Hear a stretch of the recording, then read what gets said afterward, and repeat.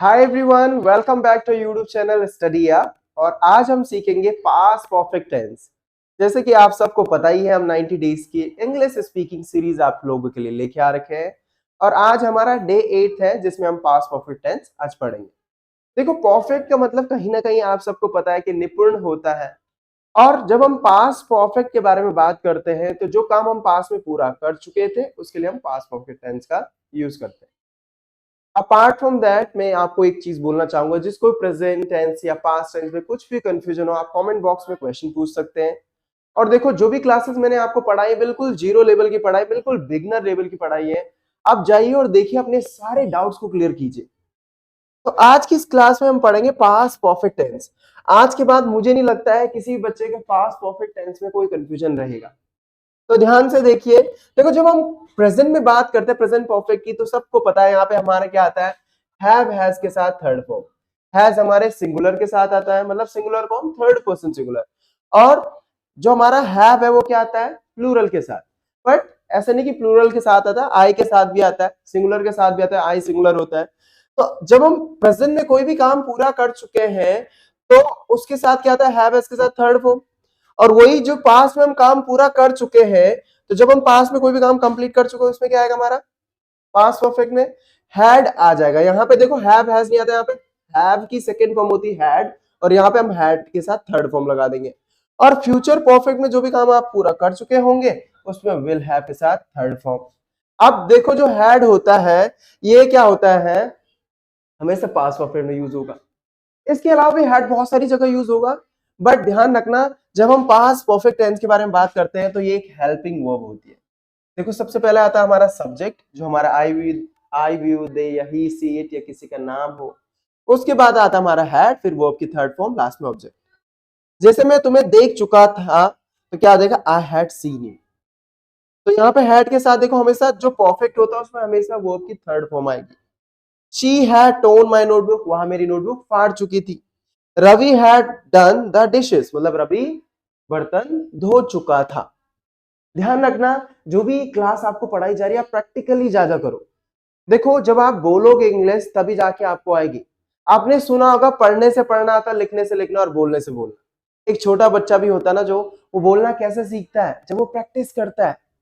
देखो, प्रैक्टिस कैसे करता हो, जब घर वाले उसे बोलते हैं, जब वो वर्ड को सुनता है। देखो, सुनने से भी काफी बोलना आता है, तो ध्यान से सुनो हर किसी को। और जब आप सुनोगे तो डेफिनेटली आपको बोलना भी आएगा। जैसे बच्चा सुनता है और जो वर्ड सुनता है उन्हीं को ट्राई करता है, वैसे ही आप जो भी पढ़ रहे हो, जो भी सुन रहे हो, उन्हें यूज करो। बस प्रैक्टिकली यूज करोगे तो काफी आपकी इंग्लिश इंप्रूव होती जाएगी और आपके डाउट्स भी क्लियर होंगे। नाउ अब देखो,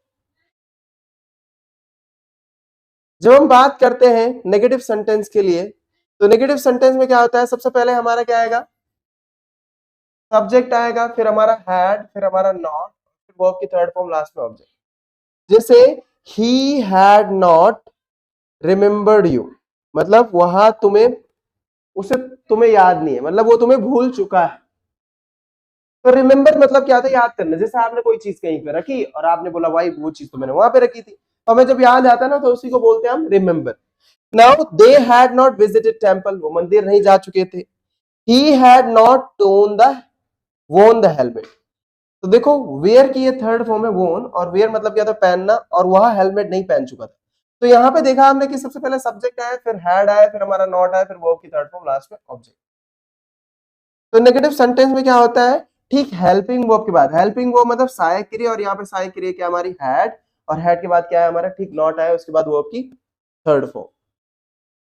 अब हैड स्टार्टिंग में कब आएगा, जब हम क्वेश्चन पूछेंगे। और क्वेश्चन में क्या होगा, जब क्या स्टार्टिंग में होगा। जैसे मैंने बोला, क्या तुम अंकल को मिल चुके थे, तो सबसे पहले हमारा हैड आया, फिर सब्जेक्ट, फिर वर्ब की थर्ड फॉर्म, फिर लास्ट में object. Had you met your uncle, क्या तुम अपने अंकल को मिल चुके थे, और ये क्या हमारा interrogative sentence.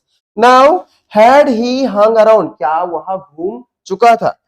Had you taken your exam, क्या तुम अपना एग्जाम ले चुके थे। तो यहाँ पे मीट की थर्ड फॉर्म मेट है, यहाँ पे हैंग की थर्ड फॉर्म हंग है, यहाँ पे टेक की थर्ड फॉर्म टेकन है। नाउ चलते हैं नेक्स्ट स्लाइड की तरफ। अब इट हैड बिगन, यहाँ पे देखो क्या है, पहले वाला सेंटेंस है तो हम सिंपल सेंटेंस के बारे में बात कर रहे थे, मतलब एक ही सेंटेंस है। बट यहाँ पे सेंटेंस क्या है, कंबाइंड हो रहे, दो सेंटेंस के बारे में हम यहाँ पे बात कर रहे हैं। एक तो हमारा पास्ट परफेक्ट जहां पे थर्ड फॉर्म आ रही है, और एक हो हमारा पास्ट सिंपल।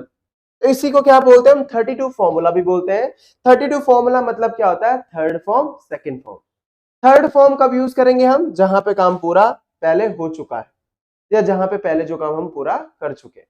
तो जो भी काम हम पूरा कर चुके हैं वहां पे थर्ड फॉर्म यूज करेंगे, और जो काम सेकंड में होगा उसमें सेकंड फॉर्म यूज कर सकते हैं, राइट। अब it had begun to rain before I reached to school, मतलब मेरे स्कूल पहुंचने से पहले क्या हो गया था, बारिश शुरू हो चुकी थी। तो बिगन की ये क्या है, थर्ड फॉर्म है बिगन। बिगिन की थर्ड फॉर्म क्या होती है, बिगन।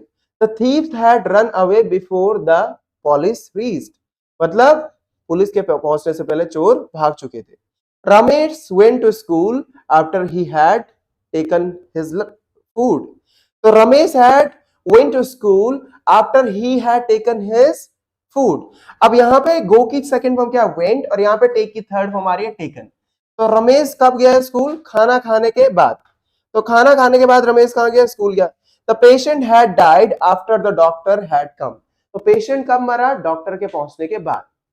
तो मतलब जैसे डॉक्टर पहुंचा वैसे उसके बाद पेशेंट मर चुका था। यहाँ पे डाई की थर्ड फॉर्म डाइड है, और वो काम की थर्ड फॉर्म कम है।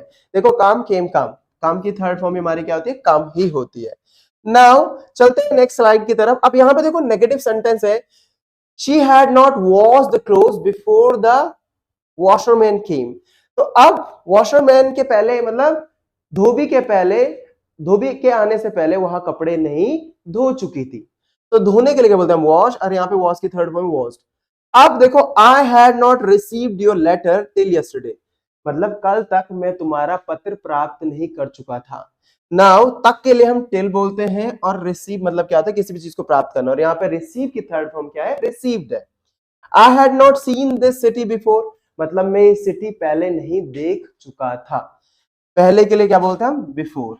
अब he had never seen the Taj before, मतलब जो ताज है, ताज कौन सी, ताजमहल भी हो सकता है। तो अब he had never seen the Taj before, मतलब इससे पहले वो कभी ताज को नहीं देख चुका था। ठीक है। नाउ अब had the thieves run away before the police केम, मतलब पुलिस के आने से पहले क्या चोर भाग चुके थे। अब ये क्या हमारे इंटरोगेटिव सेंटेंस, यहाँ पे हम क्या करें, क्वेश्चन पुट अप कर रहे हैं। हैड द लेडी वॉश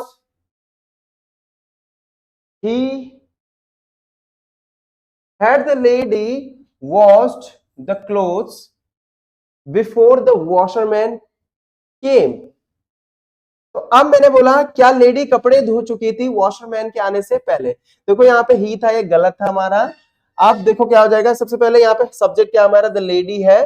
तो had the lady washed the clothes before the washerman came, यहाँ पे कम की सेकंड फॉर्म केम आ जाएगी। Had you reached the, had you reached there before he came, क्या तुम वहां पहुंच गए थे उसके आने से पहले।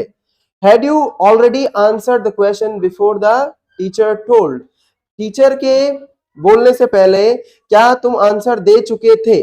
तो देखो ये क्या था, हमारे इंटरोगेटिव सेंटेंस से यहाँ पे हम क्वेश्चन पूछ रहे थे, और इसी को क्या बोलते हैं हम 32 फॉर्मूला बोलते हैं। यहाँ पे सेंटेंस कंबाइंड हो रहे थे। बहुत सारे बच्चों को कंफ्यूजन भी होता है कि कैसे इन्हें यूज करें। देखो जब भी आपको कंफ्यूजन हो, ध्यान रखना कि भाई जो काम पहले हो चुका है उसमें थर्ड फॉर्म, जो बाद में हो उसमें सेकंड फॉर्म।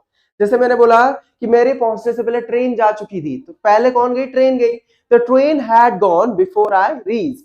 अच्छा, मैंने बोला मेरे पढ़ाने से पहले बच्चे घर जा चुके थे। Student had gone at home, या student had gone home before I taught. तो इस तरीके से हम इस सेंटेंस को बनाएंगे। आप अगर आपको कोई भी कंफ्यूजन हो तो आप क्वेश्चन पूछ सकते हैं। और यहाँ पे मैंने आप लोगों के लिए कुछ एक्सरसाइज दे रखी है जो कि आपको पूरा करना है। यहाँ पे कुछ सेंटेंसेस है और ये आपको जरूर कंप्लीट करने। आपको कोई भी कंफ्यूजन होता है तो आप कमेंट बॉक्स में हमें क्वेश्चन पूछ सकते हैं। देखो हम आप लोगों के लिए बहुत मेहनत कर रहे हैं। आपको कुछ नहीं करना है, हमारे चैनल पे जाना है और please subscribe our channel, do like share and subscribe.